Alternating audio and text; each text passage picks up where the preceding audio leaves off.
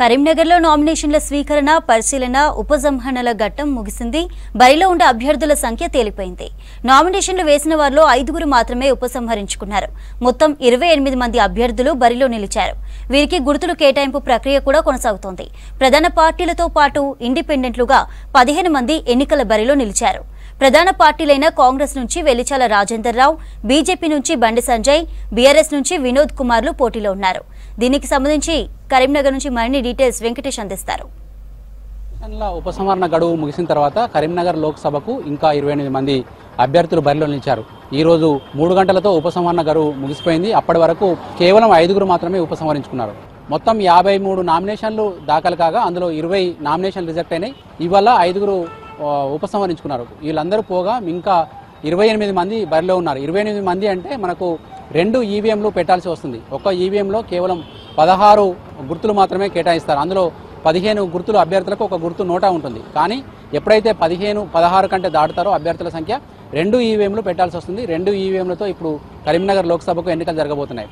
అయితే ఇప్పటితో లోక్సభ నామినేషన్ల పూర్తి ఘట్టం ముగిసినట్టయింది. ఇప్పటికీ దీంతో మిగిలిన అభ్యర్థుల్లో 3 ప్రధాన పార్టీల అభ్యర్థులు. అందులో కాంగ్రెస్ పార్టీ నుంచి వెలిచాల రాజేందర్ రావు, బీజేపీ నుంచి సిట్టింగ్ ఎంపీగా ఉన్న బండి సంజయ్ కుమార్, బీఆర్ఎస్ నుంచి మాజీ ఎంపీ వినోద్ కుమార్. ఈ 3 కాకుండా ఇంకా చిన్న చితక పార్టీలు, తర్వాత రిజిస్ట్రేషన్ పార్టీలు కూడా చాలా వరకు బరిలో ఉన్నాయి. బహుజన సమాజ్ పార్టీ కావచ్చు, తర్వాత ధర్మ సమాజ్ పార్టీ కావచ్చు, రిపబ్లిక్ పార్టీ ఆఫ్ ఇండియా లాంటి పార్టీలు కూడా ఈసారి కరీంనగర్ లోక్సభకు నామినేషన్లు వేశారు. వీళ్ళు కాకుండా స్వతంత్ర అభ్యర్థులు కూడా పెద్ద ఎత్తున నామినేషన్ వేశారు. స్వతంత్ర అభ్యర్థులు ఈసారి చాలా మంది యువత, తర్వాత నిరుద్యోగము, తర్వాత ఇంకా చాలా రకాల సమస్యల్ని అడ్రస్ చేస్తూ వాళ్ళ నామినేషన్లు దాఖలు చేశారు. ఇప్పుడు ఈరోజు ఉపసంహరణ తర్వాత మిగిలిన అభ్యర్థుల్లో 15 మంది ఇండిపెండెంట్లు, 3 ప్రధాన పార్టీ అభ్యర్థులు, 15 + 3 18 పోగా ఇంకా 10 మంది చిన్న పార్టీలు లేకుంటే రిజిస్ట్రేషన్ గుర్తింపు పొందిన పార్టీలకు సంబంధించిన అభ్యర్థులు ఉన్నారు. వీళ్లకు పోగా మిగతా 15 మందికి స్వతంత్ర అభ్యర్థులకు గుర్తుల కేటాయింపు ప్రక్రియ కూడా ప్రజెంట్ లోపల కొనసాగుతూ ఉంది. జిల్లా కలెక్టర్ అండ్ రిటర్నింగ్ అధికారి పమేలా సత్పతి ఆధ్వర్యంలో ఎవరైతే నా ఉపసంహరణ తర్వాత ఇంకా బరిలో నిలిచారో వాళ్ళందరినీ పిలుచుకొని తన కార్యాలయంలో గుర్తుల కేటాయింపు ప్రక్రియ జరుగుతుంది. ఇప్పటికే రాజకీయ పార్టీలు కావచ్చు, ఆల్రెడీ నామినేషన్లు వేసి సీరియస్గా ఎఫర్ట్ పెడుతున్న వాళ్ళు కావచ్చు, మొత్తం గ్రామాల్లో, పట్టణాల్లో తిరుగుతూ ఉన్నారు.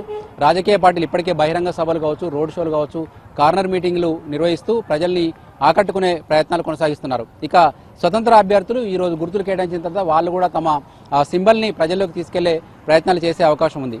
ఎవరు ఎంత ఓటు చీలుస్తారు, తర్వాత 28 మంది అభ్యర్థులు బరిలో ఉన్నప్పుడు ఒక్కొక్క అభ్యర్థికి కొన్ని ఓట్లైనా పోలవుతాయి. ఆ పోలయ్యే చిన్న చిన్న భాగాల ఓట్లు కూడా ప్రధాన అభ్యర్థుల విజయ అవకాశాలను దెబ్బతీసే అవకాశం ఉంటుంది. ఎందుకంటే టఫ్ ఫైట్ జరుగుతున్న సమయంలో ప్రతి ఓటు కీలకం కానుంది.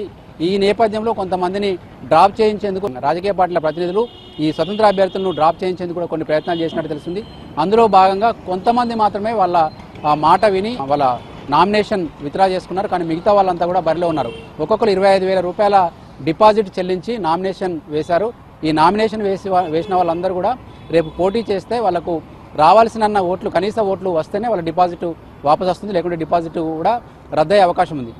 అది మరోవైపు ఇప్పటికీ గుర్తుల కేటాయింపు తర్వాత ఈ అధికారులకు సంబంధించిన పాత్ర దాదాపు క్లోజ్ అవుతుంది. అంటే మిగతా మానిటరింగ్ కావచ్చు, పోలింగ్ ఏర్పాట్లు కావచ్చు, వాళ్ళంతా చేస్తూ ఉంటారు. కానీ ఈ అభ్యర్థులతోటి ఈ అధికారులకు ఉండే సంబంధం కానీ వాళ్ళు వీళ్ళని కలిసే ప్రక్రియ కావచ్చు ఈ రోజుతో స్టాప్ అయిపోతుంది. ఇక మిగతా రేపంచెలు వాళ్ళంతా కూడా అభ్యర్థులు చేసే ప్రచార కార్యక్రమాలు, వాళ్ళు చేసే ఖర్చులు, అదేవిధంగా రాజకీయ పార్టీలు చేసే ప్రసంగాలు కావచ్చు, వ్యక్తిగత విమర్శలు కావచ్చు, ఇవన్నిటి మీద కూడా కీన్ అబ్జర్వేషన్ ఎలక్షన్ కమిషన్ పెట్టింది. ఏమాత్రము రెచ్చగొట్టే వ్యాఖ్యలు చేసినా, మతపరమైన వ్యాఖ్యలు చేసినా, లేకుంటే ఒక కులాన్నో ఒక వర్గాన్నో కించపరిచే వ్యాఖ్యలు చేసినా కూడా వాళ్ళ మీద చర్యలు తీసుకునే అవకాశం ఉంది. ఇప్పటికే కరీంనగర్కు సంబంధించి ప్రధాన పార్టీల అభ్యర్థుల మీద 2-3 మోడల్ కోడ్ ఆఫ్ కండక్ట్ కేసులు కూడా నమోదైన ఇట్లాంటి ప్రసంగాల విషయంలో ఒకరిపై ఒకరు ఫిర్యాదు చేసుకుంటుంటే ఆ ఫిర్యాదుల ఆధారం కూడా విచారణ చేపడుతున్నారు. ఓవరాల్గా కరీంనగర్ లోక్సభ ఎన్నికలకు సంబంధించిన సమరం రేపంజలి పూర్తి స్థాయిలో కనిపించబోతుంది. కెమెరామెన్ కవికుమార్తో వెంకటేష్, V6 న్యూస్,